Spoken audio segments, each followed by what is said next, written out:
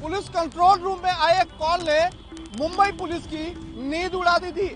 आपको बता दें कि देर शाम करीब 8:45 बजे मुंबई पुलिस कंट्रोल रूम में एक कॉल आया था, जिसमें बताया गया था कि मुंबई में 4 जगहों पर बम रखा गया है, जिसमें सबसे अहम बात सदी के महानायक अमिताभ बच्चन के घर पर और सीएसटी रेलवे स्टेशन के अलावा दादर और भाईकला में बम रखा गया है। इस खबर को सुनते ही मानो मुंबई पुलिस की नींद उड़ गई हो। मुंबई पुलिस ने आनन फानन में मुंबई में अलर्ट जारी करते हुए लगातार सर्च ऑपरेशन जारी किया। महज 2 घंटे की सर्च ऑपरेशन में मुंबई के हाथ कुछ नहीं लगा। फिलहाल इस दौरान मुंबई पुलिस के हाथ तो कुछ लगा नहीं, लेकिन क्राइम ब्रांच ने सुबह होते होते 2 लोगों को कल्याण से घर दबोचा। फिलहाल क्राइम ब्रांच द्वारा मिली जानकारी के अनुसार जो 2 लोगों ने कॉल किया था वह शराब के नशे में थे और मुंबई पुलिस को एक कॉल करके बताया था कि अमिताभ बच्चन सीएसटी दादर और भाईखला में बम रखा गया है। फिलहाल इस कॉल के बाद पूरी मुंबई में अलर्ट जारी कर दिया और मुंबई में लगातार सर्च ऑपरेशन भी किया गया। आपको बता दें कि इस कॉल के बाद देखा जा रहा है कि सदी के महानायक जहां शूटिंग पे जा रहे हैं वहां भी सुरक्षा बढ़ा दी गई है। वहीं मुंबई क्राइम ब्रांच और मुंबई पुलिस लगातार ऐसे कालों पर नजर रख रही है। कैमरा पर्सन विनय सिंह के साथ मैं सोनी, एनबी न्यूज़ मुंबई।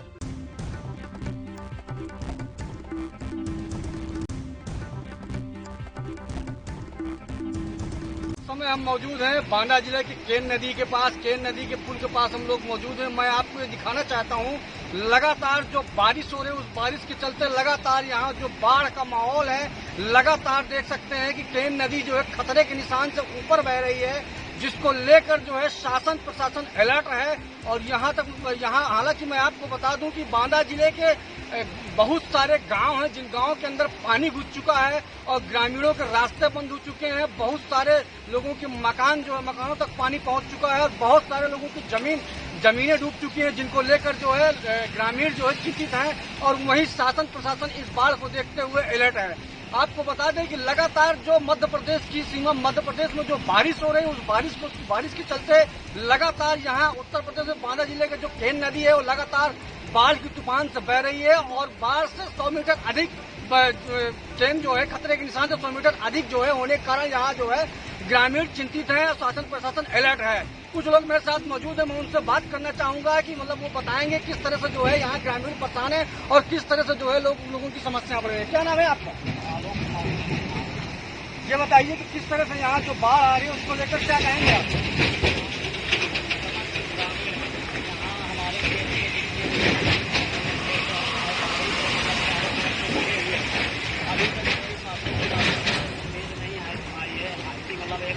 जिस तरह पहले वहाँ से अलर्ट कर दिया जाता था ग्रामीणों को कि मतलब अपने अपने उचित स्थानों में पहुँच जाए, ऐसा अभी तक शासन प्रशासन से कोई मतलब वो नहीं, चेतावनी नहीं दी गई है, जिसमें कि बाढ़ बढ़ता ही जा रहा है। केन नदी भी बढ़ रही है और यमुना नदी में भी बाढ़ बढ़ती चली जा रही है। तो देखा आपने ग्रामीणों का खासतौर पर कहना है, ग्रामीण भी चिंतित है, परेशान है। ग्रामीणों का खासतौर पर कहना है कि प्रशासन अलर्ट तो है, लेकिन प्रशासन की जो चीजें हैं, जो मतलब जो है जो समस्याएं, जो ग्रामीणों की समस्याएं उन पर लेकर प्रशासन अभी उस तरह से अलर्ट नहीं है। मैं वीडियो पर्सन के साथ देवानंद सिंह, एबी न्यूज़ बांदा।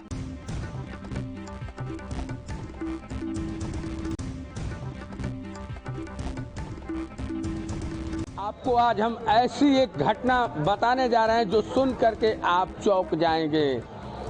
गरीब भोले भाले लोगों के खजाने पर आजकल इन दलालों के और जालसाजों की नज़र बन चुकी है। जी हां, हम बात कर रहे हैं देवरिया की।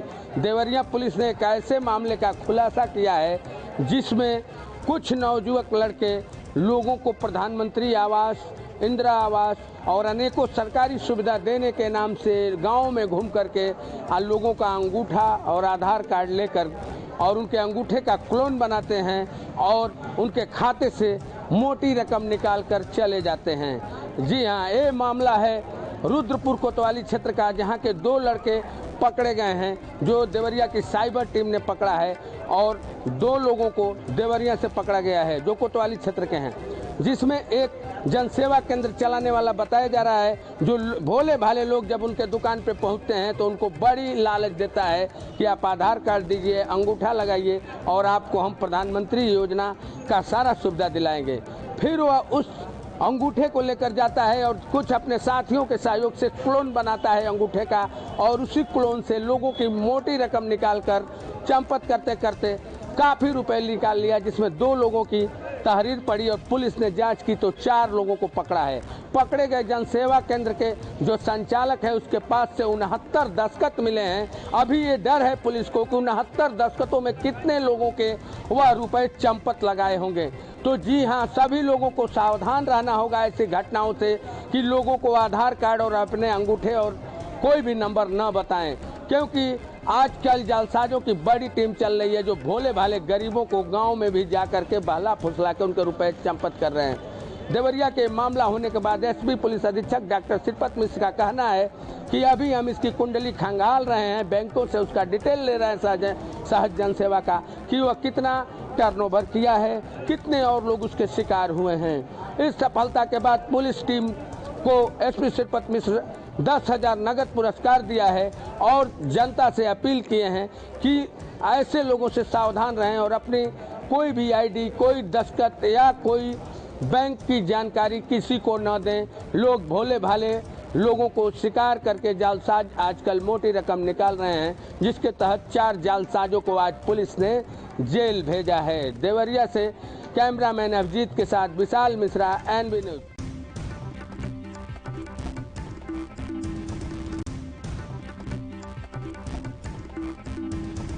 उत्तर प्रदेश में विधानसभा चुनाव की 2022 की तैयारियों की सरगर्मियां तेज होती नजर आ रही हैं, जिसको लेकर सभी पार्टी के पदाधिकारी व कार्यकर्ता जोर शोर से तैयारियों में जुट गए हैं, जिसको लेकर लखीमपुर खीरी जिले के पलिया विधानसभा के बीजेपी की मंडल कार्यालय की एक बैठक का आयोजन किया गया है, जिसमें मौजूदा विधायक रोमी साहनी भी सम्मिलित हुए हैं। मेरे साथ इस वक्त विधायक जी मौजूद है, रोमी साहनी जी। मैं उनसे बात करूंगा कि किस तरीके से आगे आने वाले चुनाव की रणनीति की तैयारी होगी और क्या उन्होंने कार्यकर्ताओं के साथ बैठक में कहा है। जी विधायक जी, किस तरीके से आप लोगों की ये बैठक की गई, क्या कहा है आपने? आज भारतीय जनता पार्टी की कार्य समिति की बैठक थी पलिया में। सभी बूथ अध्यक्ष आए थे, इस पार्टी के पदाधिकारी थे नगर के, और हम लोग अगली चुनावी रणनीति पे चर्चा किए, उसी के लिए हमारे ये बैठक थी।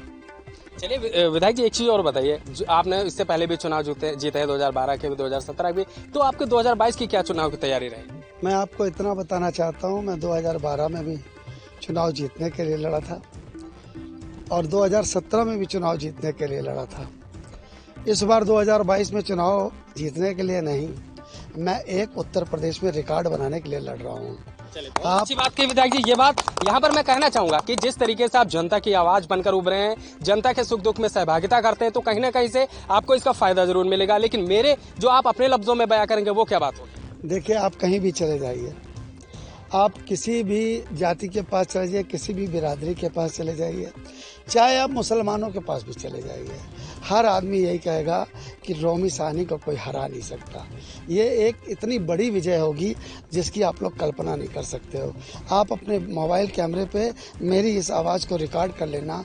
2022 में पलिया विधानसभा एक इतिहास लिखेगी जो इतिहास के पन्नों में दर्ज होगी ये जीत में। बहुत धन्यवाद विधायक जी। जिस तरीके से आपने देखा है कि किस तरीके से विधायक जी ने बताया है कि मैं जनता के सुख दुख में हर वक्त खड़ा रहता हूं, जिससे मुझे कहीं ना कहीं इसका फायदा मिलेगा। और 2022 में जिस तरीके से विधायक जी ने कहा है कि मैं यूपी नहीं पूरे विश्व में एक नाम करना चाहता हूं कि मैं पलिया विधानसभा का एक जनता का रक्षक हूं, जनता के सुख दुख के काम आने वाला हूं। लेकिन अगर हम दूसरी पार्टियों की बात करें तो उन पार्टियों के पदाधिकारी कार्यकर्ता भी जोर शोर से तैयारियों में जुटे हैं। लेकिन 2022 के चुनाव में किसके सर पर सेहरा होगा जीत का, यह देखने वाली बात होगी। एएनबी न्यूज के लिए फारूक हुसैन, लखीमपुर खीरी।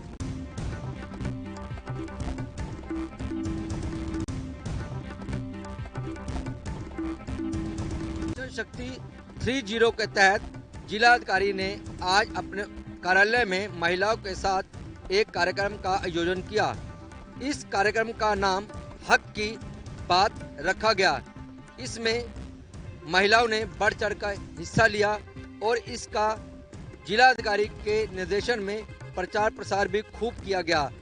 इसमें ये उद्देश्य था कि महिला अपनी सारी बात जिलाधिकारी को बताए, लेकिन कुछ महिला जब जिलाधिकारी के कार्यालय में बैठी थी तब कुछ महिला अपने SMS से जरिए, कुछ मोबाइल के जरिए मैसेज भेज रही थी। तब उनकी परेशानियां सुनकर गाजियाबाद जिलाधिकारी राकेश सिंह ने निर्देशित किया जो विभाग के अधिकारी थे कि इन महिलाओं की परेशानियां तुरंत दूर की जाए, जो समस्या उसका निस्तारण किया जाए। इस कार्यक्रम में कुछ महिला ऐसी भी आई थी जिसके संग घरेलू हिंसा, भ्रूण हत्या आदि के मामले थे और वह इस दौर से गुजरी थी। उन्होंने भी अपनी सारी परेशानियां जिलाधिकारी को बताई। परेशानियां सुनते ही गाजियाबाद के DM राकेश सिंह ने जो भी विभाग के अधिकारी थे उनको निर्देशित किया कि इन पर तुरंत कार्रवाई की जाए। इस कार्यक्रम की महिलाओं से जब हमने बात की तो काफ़ी सराहना की गई। यह पहली दफ़े ऐसा कार्यक्रम गाजियाबाद में हुआ है। इसकी भरपूर महिलाएं तारीफ कर रही है, आम जन भी इस कार्यक्रम की तारीफ कर रहा है। कारण ये है कि कोई भी परेशान किसी भी विभाग से, प्रशासन से, पुलिस से जो भी परेशान था वह अपनी बात सीधी जिलाधिकारी के समक्ष रख रहा था। इसी के कारण महिला अपनी बात रखने के बाद काफ़ी खुश नजर आई और उन्होंने जब हमसे बात की तो जिलाधिकारी व प्रशासन की काफ़ी तारीफ की। अब देखना यह होगा कि निर्देशित तो DM ने कर दिया है, इनकी परेशानियों का निस्तारण कब होगा यह तो आने वाला समय ही बताएगा, या फिर आज मीटिंग होने के बाद सब अधिकारी इसको भूल जाएंगे और ठंडे बस्ते में डाल देंगे। यह तो आने वाला समय ही बताएगा कि जो जिलाधिकारी ने आज पहल की है उसका पालन होता है या नहीं। गाजियाबाद से कैमरा पर्सन सोनू के संग मैं परवीन अरोड़ा, ANB न्यूज के लिए।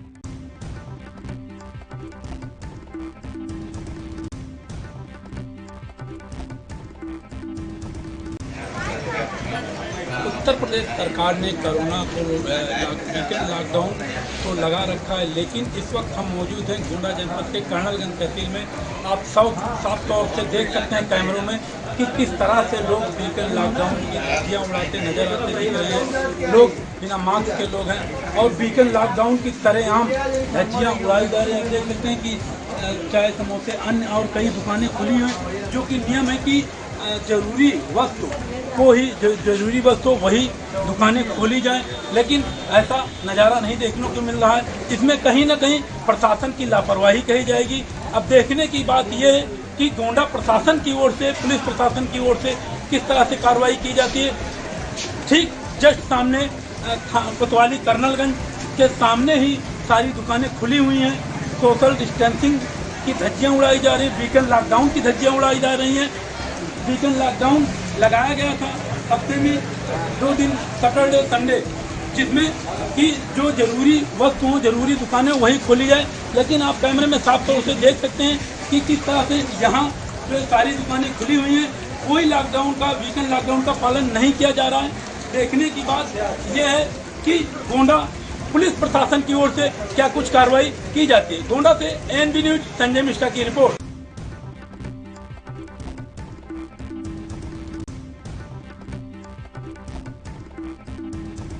उफान पर है, वही सहायक नदी कर्णावती भी उफान पर इस समय चल रहा है। पेटा नदी के पेटे का जलस्तर भर करके बाहर की तरफ फैलना शुरू हो गया है। हमने बाढ़ की तैयारियां सब कर रखी हैं। जैसे ही ये गति और आगे बढ़ता है तो खेतों में पहले पानी भरेगा और उसके बाद खतरा निशान पहुंचने तक गाँव में पहुंचना शुरू हो जाएगा, लोगों की बस्तियों में पहुंचना शुरू हो जाएगा। तो इसकी तैयारी के लिए हमारी 37 बाढ़ चौकियां बनी हुई हैं, जिसमें अधिकारियों की ड्यूटी लगाई जा चुकी है। हम सभी तरह से हमने टेंडर कर रखा है। जो पैकेट्स, फूड पैकेट्स पब्लिक को दिए जाने हैं, बाढ़ पीड़ितों को दिए जाने हैं, वो उसके टेंडर हो रखे हैं, टेंडर स्वीकृत हो रखा है। वही आपको बता दें कि कर्णावती नदी पर बने पुल पर भी पानी भर जाने से लगभग 1 दर्जन गांव प्रभावित है। वही प्रशासन द्वारा सभी गांवों को अलर्ट किया गया है। वही प्रशासन द्वारा पूरी तैयारी की गई है बाढ़ से निपटने के लिए। मिर्जापुर से एनबी न्यूज संवाददाता राम कुमार सिंह।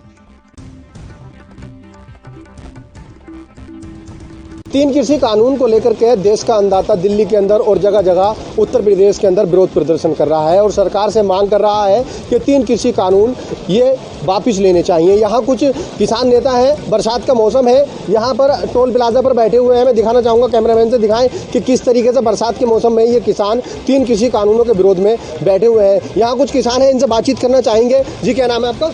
मेरा नाम चौधरी रणधीर सिंह है।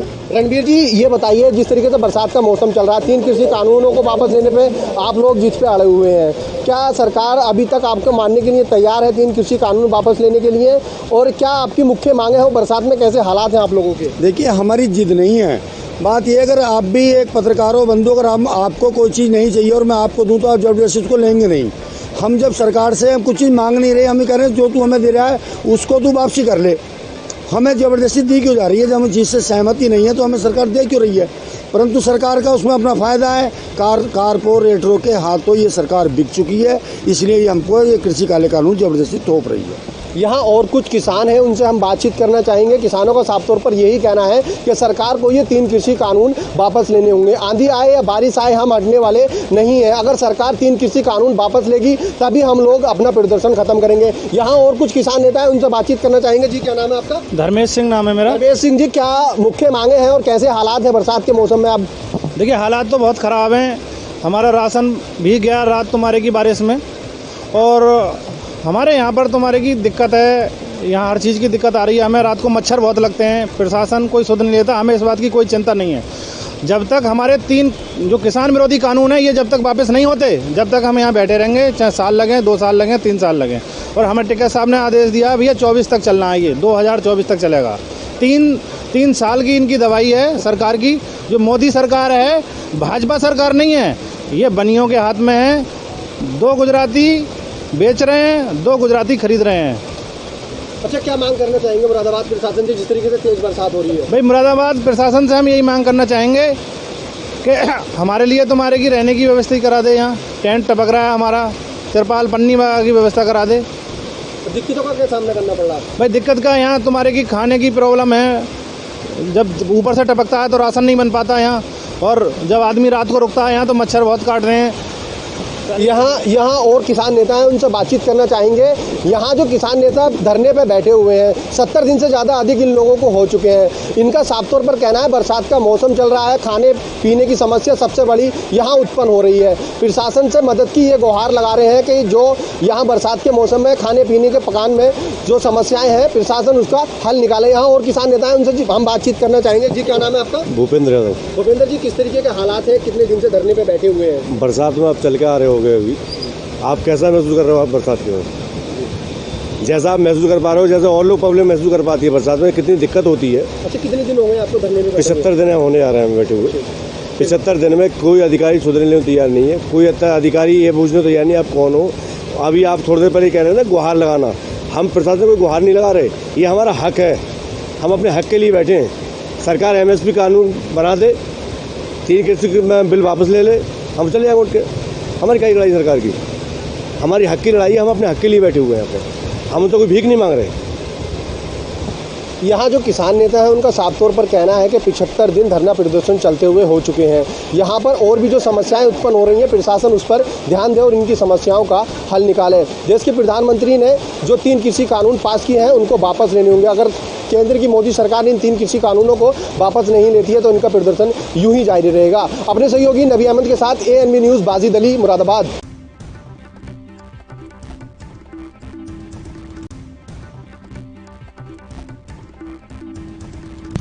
देश के लिए, खासकर हरियाणा के लिए आज बहुत खुशी की बात है कि हरियाणा के छोरे ने गोल्ड ओलंपिक में जीता है। नीरज चोपड़ा ने गोल्ड जीता है। इसके साथ साथ बजरंग पूनिया भी आज कांसे जीतने में जो है कामयाब रहे हैं। हमारे साथ इस समय हरियाणा के खेल मंत्री, जो कि हॉकी के फ्लिकर सिंह जाने जाते हैं, वो हैं संदीप सिंह। संदीप सिंह जी हम बात करेंगे। संदीप जी, ये बताएं कि आज कैसा लग रहा है? बहुत अच्छा लग रहा है, क्योंकि मुझे लगता है कि ऐसी फीलिंग खुद गोल्ड जीतने पे आती है और वही फीलिंग आज मुझे आ रही है जब नीरज चोपड़ा ने गोल्ड जीता, बजरंग पुनिया ने ब्रॉन्ज मेडल जीता। दोनों खिलाड़ी परफॉर्म कर रहे थे देश के लिए, तो ऐसा लग रहा था कि हम खुद, जब बजरंग पुनिया परफॉर्म कर रहा था, ऐसा लग रहा था कि हम जाकर, क्योंकि आप खुद मैदान में रहे हैं, एक अलग तरह का जज्बा, एक सनसनी शरीर में दौड़ रही होगी। जब वो स्लो मोशन में कोई मूवमेंट आता था, कोई दाव लगता था, तो ऐसा लगता था कि जैसे हम दाव कर रहे हैं। जब नीरज चोपड़ा का जब रिप्ले दिखाते थे तो उसमें ऐसा लगता था कि ये हमने अपने शोल्डर की पावर से जनरेट करके ये थ्रो किया है। तो ऐसी चीजें मतलब फील होती थी मुझे। तो गोल्ड मेडल जीतने के बाद आज ऐसा महसूस हो रहा है कि एक देश का पहला गोल्ड 13 साल के बाद, और गोल्ड मेडल के साथ ये भी है कि नीरज चोपड़ा ने ट्रैक एंड फील्ड में गोल्ड जीता है, जो आज तक अभी तक गोल्ड किसी ने नहीं जीता। नीरज चोपड़ा को ये आप इस फील्ड का क्या मानते हैं? खिलाड़ी जैसे क्रिकेट में आए, जब जाने जाते थे कि सचिन आए, माही आए, तो खड़े खड़े जो प्रोग्राम चलता था, वो नीरज चोपड़ा का भी आज वही दौर याद आया कि इस फील्ड में एथलेटिक्स के वर्ग में खासकर वैसा सा ही नजारा जो है आमतौर पर देखने को मिला। आप क्या कहते हैं? देखिए, जब अभिनव बिंद्रा ने 2008 में गोल्ड जीता था ओलंपिक्स में, और उसको गोल्डन बॉय के नाम से जाना जाता था उसके बाद, तो मेरा मानना यह है कि हमें नीरज चोपड़ा को ही मैन के रूप में जाना चाहिए, क्योंकि वो ऐसा एक इंसान निकला है जिसने एक मतलब कि नामुमकिन बोलते थे कि एथलेटिक्स में गोल्ड लाना बहुत नामुमकिन है, उसको मुमकिन किया। के तहत, क्योंकि हरियाणा के जो इनाम हैं वो सबसे ज्यादा हैं देश में, पॉलिसी के तहत खिलाड़ियों को क्या क्या दिया जाना है? देखिए, गोल्ड मेडल 6 करोड़, नौकरी और प्लॉट जो उसमें सरकारी रेट में कंसेशन डालकर, और सिल्वर मेडल में 4 करोड़ रुपया, और जो कैश नगद राशि होगी, साथ में प्लॉट होगा, साथ में उसको सरकारी नौकरी होगी, और ब्रॉन्ज मेडल में 2.5 करोड़ नौकरी और प्लॉट होगा। और इसमें साथ ही में जो पहली बार इस बार हुआ, क्योंकि ये पॉलिसी में भी नहीं था, फिर भी जितनी महिलाएं टीम हैं हॉकी में हरियाणा से, उनको 50-50 लाख रुपए हम दे रहे हैं। तो ये एक पहली बार ऐसा हुआ है कि जो चौथे स्थान पे भी महिला टीम में आए हैं, उनको भी हम ये पैसा दे रहे हैं। तो ये एक बहुत बड़ा, जैसे आप बात कर रहे थे कि गरीब परिवार से कई जुड़ के आते हैं। मोस्टली खिलाड़ी जो होते हैं वो मिडिल क्लास और बिलो मिडिल क्लास से निकल कर आते हैं, चाहे वो किसी भी गेम के हों। तो मुझे ये है कि उन्होंने जो इतना मेहनत की है, उसका नतीजा जो गोल्ड, सिल्वर या ब्रॉन्ज के बाद भी जो आया है, तो हम पार्टिसिपेशन वालों को भी 15 लाख रुपए देते हैं, जिसमें से 5 लाख ऑलरेडी उनके अकाउंट्स में चले गए हैं, और 10 लाख जो आएंगे जब उनको देंगे। तो आप देख सकते हैं कि किस तरह से हरियाणा सरकार, खासकर क्योंकि आपने देखा कि हरियाणा का लड़के ने जिस तरह से लठ गाड़ा है टोक्यो में, तो उसमें सारा माहौल जो बना, हरियाणा के न केवल मुख्यमंत्री बल्कि मंत्री भी खुश हैं, और उन्होंने साफ तौर पर कहा कि आगे से खिलाड़ी, क्योंकि इन दिनों में जो खिलाड़ी गए हैं, बड़ी तरह की चर्चाएं हो रही हैं कि न्यूट्रिशन उनके ठीक थे नहीं थे, उनकी जो डाइट थी कैसी थी। तो उन्होंने कहा कि अब ऐसी पॉलिसी लाएंगे कि बच्चे शुरू से ही खेल के मैदान पर दम दिखाएं, और आने वाले 20 साल तक ये पॉलिसी जो है पूरी तरह से फॉर्मुलेट की जाएगी। एएनबी के लिए चंडीगढ़ से राकेश गुप्ता।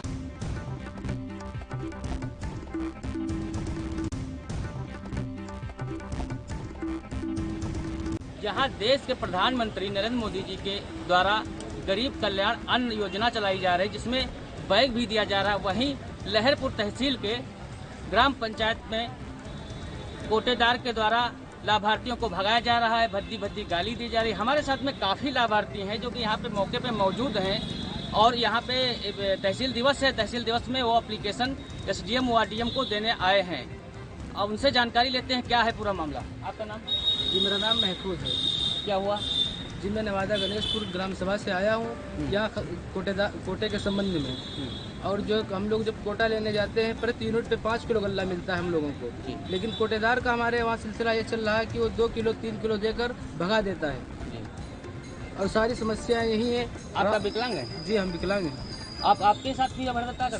सारी जो समस्या यही है, विकलांग हो या अंधा हो, कुछ भी हो, जिस शरीर से पीड़ित हो उससे कोई मतलब नहीं है। वो सबको एक ही नज़र से देखता है और सबको गाली देकर भगा देता है। और हमारे वहाँ का ये सिलसिला है कि रात को फिंगर लगवाता है, अगर आपके 5 यूनिट है तो कहता है 3 यूनिट का आपको गल्ला मिलेगा, लेना हो ले वरना जा सकते हो। आपका नाम? मेरा नाम महफूज है। आपको भी यही दिक्कत है? यही दिक्कत है। कोटेदार, ये बताइए, जो ये गरीब कल्याण योजना अन्न महोत्सव चला था, उसके तहत क्या उन्होंने बैग या कुछ वितरण किया है? हाँ बिल्कुल नहीं देनी। हाँ कुछ नहीं दिया है, नहीं दिया, सभी को बैग वगैरह कुछ नहीं दिया है। कुछ नहीं दिया। और क्या मतलब उनके द्वारा आपको दिक्कत आ रही है कोटे के राशन में? यही हो रहा है कि जनमत गाली है, दे दे के जाइए। कितने लोग लगभग आप लोग आए हैं? तमाम लोग कम से कम 200-250 लोग। 250 लोग? हाँ 250 लोग। आप देख सकते हैं कि यहाँ पे 250 लोग आए हैं और एप्लीकेशन देने आए तहसील देवस में, जहाँ पे नरेंद्र मोदी जी का सपना था कि गरीब कल्याण योजना के तहत सबको अन्न मिले, सबको बैग मिले। वहीं यहाँ पे भ्रष्टाचार की चरम पे कोटेदार का मामला सामने आ रहा है। तहसील लहरपुर का पूरा मामला है और ग्राम पंचायत गणेशपुर नेवादा का पूरा मामला हम इसमें खड़े हुए हैं, दिखा रहे हैं कि कितने लाभार्थी हमारे साथ में हैं। कैमरा पर्सन श्याम गुप्ता के साथ अनूप पांडे, ANB न्यूज़ सीतापुर।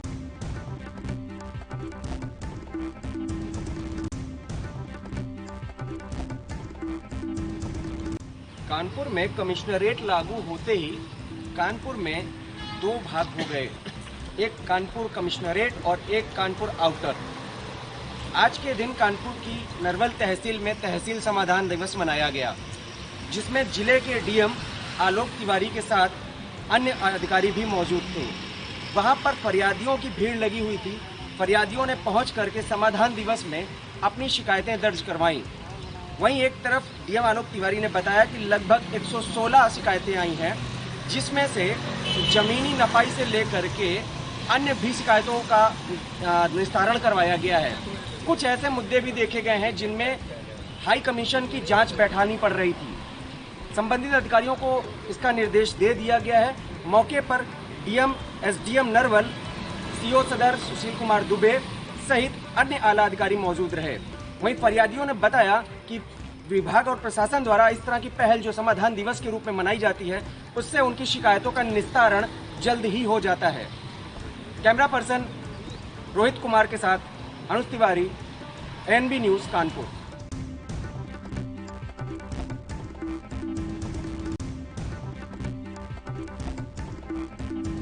उत्तर प्रदेश में कोविड-19 का प्रकोप समाप्त नहीं हुआ है, लेकिन उन्नाव जनपद में इसकी धज्जियां उड़ाई जा रही हैं। आपको बता दें कि मामला उन्नाव जनपद के दही चौकी औद्योगिक क्षेत्र का है। यहां पर पड़ने वाला एक विशाल व्हीलर्स वर्कशॉप है, जिसमें पूरी क्षमता के साथ वीकेंड लॉकडाउन में काम कराया जा रहा है। आपको बता दें कि उत्तर प्रदेश की योगी सरकार ने शनिवार और रविवार का 2 दिन का वीकेंड लॉकडाउन रखा है, लेकिन इसमें जो है उन्नाव का जो जिला प्रशासन है उसके द्वारा कोविड-19 की गाइडलाइन का पालन नहीं कराया जा रहा है। आपको बता दें कि आज विशाल व्हीलर्स में पूरी क्षमता के साथ वहां वर्कर्स काम कर रहे हैं और बाहर में ताला लगा दिया गया। वहां के वर्कर्स को दबी जुबान से ये कहना है कि यहाँ पूरे वीकेंड लॉकडाउन में काम चलता रहता है और किसी को इसका पता नहीं रहता है, लेकिन उन्नाव जिला प्रशासन को इस पर ध्यान देना चाहिए और इस पर उचित कार्रवाई करना चाहिए। जो वहाँ की स्थानीय पुलिस है उसके संज्ञान में मामला रहने के बावजूद भी विशाल व्हीलर्स में पूरी क्षमता के साथ काम कराया जाता है। ऐसे में देखते हैं कि अब विशाल व्हीलर्स जो वर्कशॉप है इस पर उन्नाव के अधिकारियों द्वारा क्या कार्रवाई की जाती है। उन्नाव से ANB न्यूज़ के लिए बोधराज। शामली में रेडीमेड की दुकान में शॉर्ट सर्किट के चलते आग लगने से लाखों रुपए का नुकसान हो गया है, जिसके चलते दुकान मालिक ने मुआवजे की गुहार लगाई है। दरअसल आपको बता दें मामला शामली के किराना क्षेत्र का है, जहां पर खेल कला निवासी शाहरुख नाम के एक व्यक्ति ने मोहल्ला मीड के दरवाजे पर रेडीमेड की दुकान कर रखी थी, जिसमें शॉर्ट सर्किट के चलते आग लगने से लाखों रुपए का नुकसान हो गया है। वहीं साप्ताहिक बंदी के चलते दुकान बंद होने के कारण राह आने जाने वाले राहगीरों ने दुकान से धुआं निकलता देखा तो उन्होंने तत्काल दुकान मालिक को सूचना दी। जब दुकान मालिक दुकान पर जाकर देखा तो उसने शटर खोलने के बाद पता चला कि उसकी दुकान में शॉर्ट सर्किट के चलते उसकी दुकान में आग लग गई है, जिसके चलते दुकान में रखा लाखों रुपए का सामान जलकर राख हो गया है। वहीं दुकान मालिक ने बताया कि उसकी दुकान में आग लगने के कारण लगभग 2 लाख रुपए से ज़्यादा नुकसान हो गया है, जिसके चलते दुकान मालिक ने मुआवजे की गुहार लगाई है। सहयोगी कैमरामैन के साथ दीपक कुमार, ANB न्यूज़ शामली।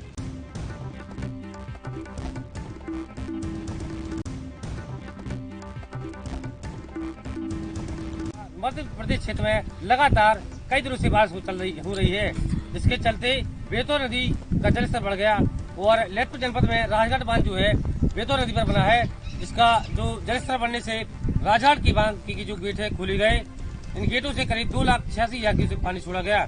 साथ ही प्रशासन द्वारा जो सीमावर्ती क्षेत्र है इनको हाईलाइट कर दिया गया है कि कोई भी व्यक्ति जो नदी के जैसा जो नदी है इसके आसपास न जाए। साथ ही जो मध्य प्रदेश और उत्तर प्रदेश का जो क्षेत्र है, जो बॉर्डर है, वहाँ भारी पुलिस तैनात की गई है, जिससे जो आवागमन जो है पूरी तरह हो गया है। साथ ही अगर बारिश ऐसे ही बढ़ती रही तो गेट को और भी खोल दिया जा सकता है। ललितपुर से एएनबी न्यूज के लिए नीतीश कुमार।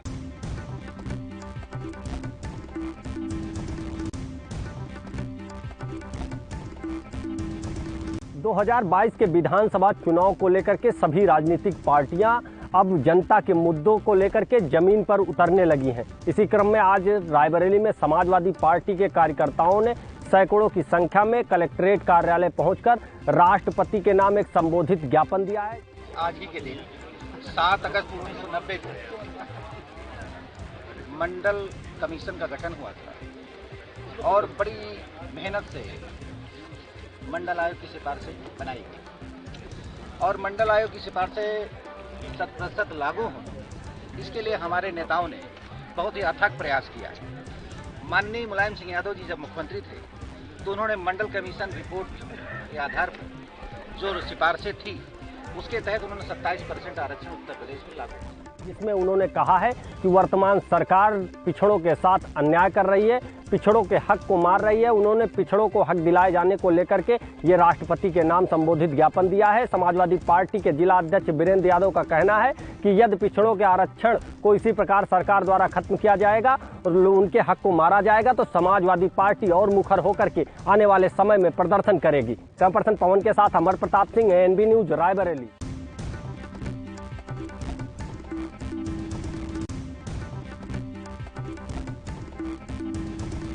बाद अब शुरू हो गया बाढ़ का कहर। हमीरपुर शहर में दो नदियों के बीच में बसा हुआ हमीरपुर, यमुना और बेतवा दोनों नदियों ने खतरे के निशान को पार कर लिया और मुख्यालय से सटे कई गांवों से संपर्क मार्ग टूट गया है। लेकिन बाढ़ आने से पहले ही जिला प्रशासन ने बाढ़ से निपटने के कड़े इंतजाम कर लिए थे। ग्रामीण बाढ़ के बचने के लिए अपने घर का सामान खाली कर ऊंचे स्थानों पर पहुंचा रहे। बाढ़ को देखते हुए डीएम और एसपी ने बाढ़ प्रभावित क्षेत्रों को निरीक्षण के बाद पीड़ितों को सुविधा मुहैया कराने के लिए बाढ़ पीड़ित कैंप बनाने का निर्देश दिए हैं। बाढ़ से ग्रामीण क्षेत्रों में लाखों रुपए के नुकसान का अनुमान लगाया जा रहा है, तो वहीं खेत पे बाढ़ बढ़ने से किसानों की फसलें सड़ने लगी हैं। वहीं बाढ़ पीड़ितों ने हाईवे पर ही अपना आशियाना बनाना शुरू कर दिया है, तो कहीं न कहीं बड़ी बाढ़ पीड़ितों को जिला प्रशासन से राहत की बड़ी उम्मीद है। हमीरपुर से सीलू निषाद, एएनबी न्यूज।